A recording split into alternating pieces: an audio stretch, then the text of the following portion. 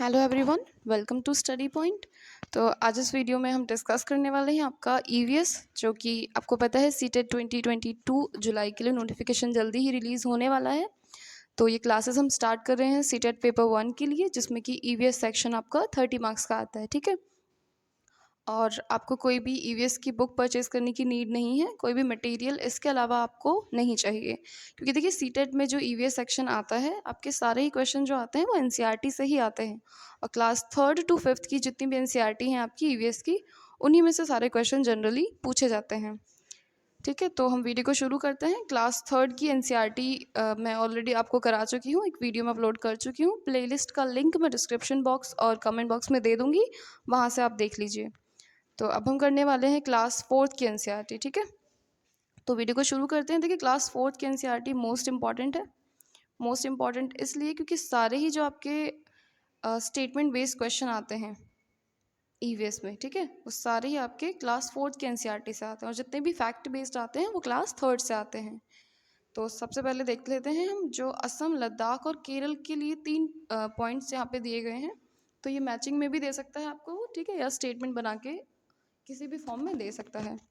तो अगर असम की बात करें तो यहाँ ना बांस से बने पुल से बच्चे स्कूल जाते हैं, ठीक है, और लद्दाख में जाते हैं ट्रॉली से। तो ट्रॉली कैसी होती है, लकड़ी का एक झूला टाइप होता है, उससे जाते हैं। ठीक है, उसके अलावा वल्लम पूछा जा सकता है, वल्लम क्या चीज़ होती है या किस स्टेट से ये बिलोंग करती है। तो देखिए, वल्लम होती है लकड़ी की एक बनी हुई नाव होती है, जो कि केरल में पाई जाती है, केरल में जो यूज़ होती है।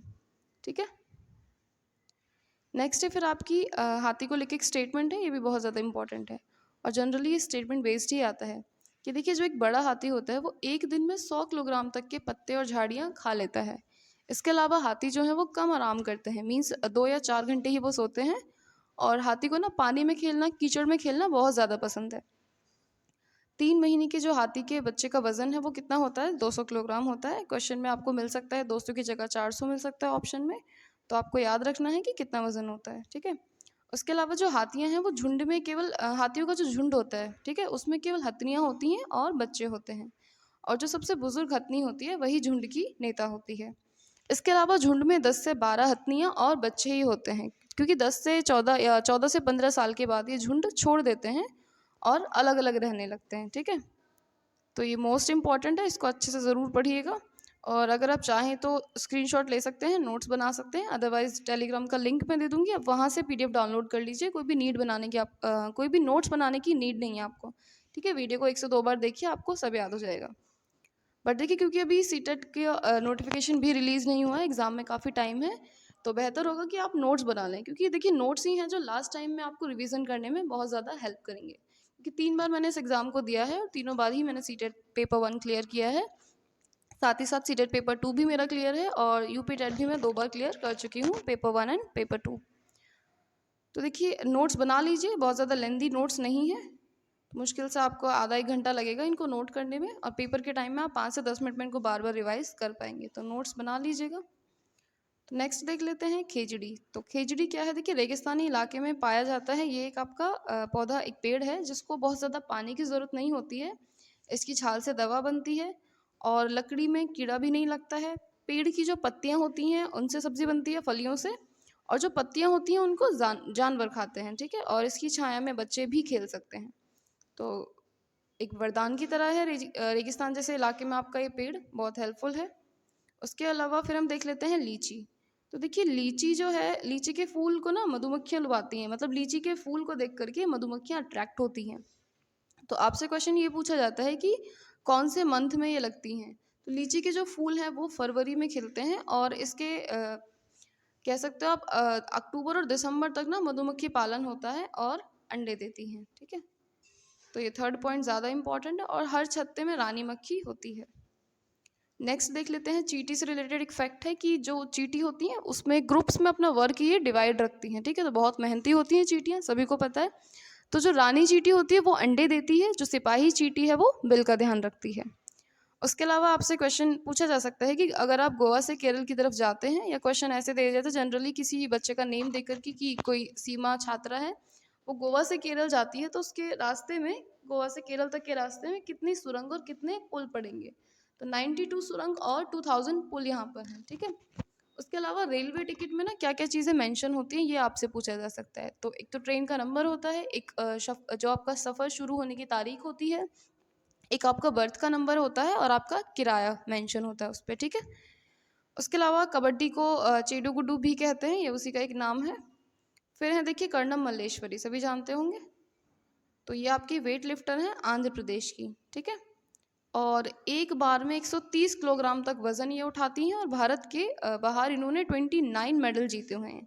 तो सबसे पहली थी जो ओलंपिक में गोल्ड लेकर के आई थी, ठीक है। उसके अलावा मधुबनी आप किस स्टेट से रिलेटेड है या क्या है, तो देखिए ये बिहार की एक चित्रकला है आपकी, और ये आपकी पिसे हुए चावलों से बनती है, ठीक है। बिहार की चित्रकला है और पिसे हुए चावलों से बनती है। फिर हम देखें तो यूपी का कन्नौज जिला अभी काफ़ी टाइम पहले सुर्खियों में रहा है, बहुत ज़्यादा ही, तो सुना होगा सभी ने। तो देखिए यहाँ पे क्या होता है, यूपी के कन्नौज जिले में ना इत्र के लिए बहुत ज़्यादा फेमस है, ठीक है। तो ज़्यादा कुछ नहीं था इसमें, केवल इतना ही था कि इत्र के लिए कौन सा जिला फेमस है, तो ये आपका यूपी का कन्नौज है।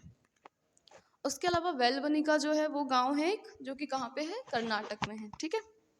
नेक्स्ट फिर आपका जो कोयल होती है वो घोंसले स्वयं नहीं बनाती है, वो कोए के घोंसले में अंडे देती है, और जो कोआ है वही अपने अंडों के साथ साथ कोयल के अंडों को भी सेता है। क्लियर। देखिए फिर नेक्स्ट पॉइंट भी आपका कोए से रिलेटेड है कि कोआ जो होता है वो पेड़ की बहुत ऊंची डाली पर घोंसला बनाता है।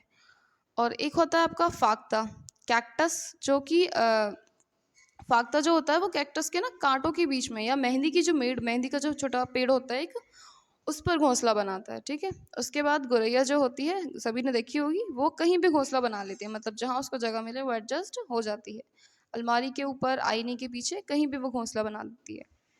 और अगर हम कबूतर की बात करें तो इनको पसंद होते हैं भाई पुराने मकान और खंडर। तो कबूतर जो है वो आपने देखा होगा, कुछ मकान जो काफ़ी सालों से बंद हैं या कुछ बिल्डिंग्स ऐसी हैं, वहाँ पे जनरली बहुत सारे कबूतर आपको देखने को मिल जाएंगे। तो ये पुराने मकानों में या खंडरों में ही घोंसला बनाते हैं। उसके अलावा बसंत गौरी है आपकी, जो कि गर्मियों में टुक टुक टुक टुक करती रहती है, तो पेड़ के तने में ये घोंसला बनाती है। फिर नेक्स्ट है आपकी दर्जन चिड़िया। तो देखिए दर्जन चिड़िया की स्पेशलिटी ये है कि ये अपनी चोंच से पत्तों को सिल देती है, इसलिए इसका नाम दर्जन है, और उसके बीच में फिर ये अंडे रखती है। एक पक्षी होता है आपका शक्करखोरा, तो ये छोटे बड़े पेड़ या डाली पर लटकता हुआ घोंसला बनाता है, मीन्स लटका हुआ घोंसला। और एक स्पेशल पक्षी है भाई आपका वीवर पक्षी, ठीक है। ये घोंसला बनाते हैं, मीन्स वीवर पक्षियों में जो मेल होते हैं वही घोंसला बनाते हैं, और जो मादा होती है वो सभी घोंसलों को देखती है, जो पसंद आता है उसमें अंडे देती है। उसके अलावा आपसे पूछा जाता है कि कौन सा वो वृक्ष है जिसकी जड़ें टहनियों से निकलती हैं और बढ़ते बढ़ते ज़मीन के अंदर चली जाती हैं, तो ये है आपका बरगद। फिर लास्ट पॉइंट है हमारा क्लास 4th के एनसीईआरटी का, कि रेगिस्तानी ओक, जिसकी पत्तियां कम होती हैं और तने के अंदर ना पानी होता है। तो जब भी जनरली इस एरिया में पानी की कमी होती है तो लोग इस तने में पाइप डाल करके पानी निकाल लेते हैं। तो राजस्थान की साइड आपका ये मिलता है। तो देखिए ये थी क्लास 4th की एनसीईआरटी, तो बहुत ज़्यादा लेंदी नोट्स नहीं थे। इससे पहले क्लास 3rd की एनसीईआरटी मैंने आपको कराई थी, तो आप चाहें तो इसकी पीडीएफ डाउनलोड कर सकते हैं टेलीग्राम से, और अच्छे से नोट्स बना करके लास्ट टाइम पे रिवीजन में आपको ये बहुत ज़्यादा हेल्पफुल होगा, ठीक है। तो चलिए मिलते हैं फिर नेक्स्ट वीडियो में। Thanks for watching.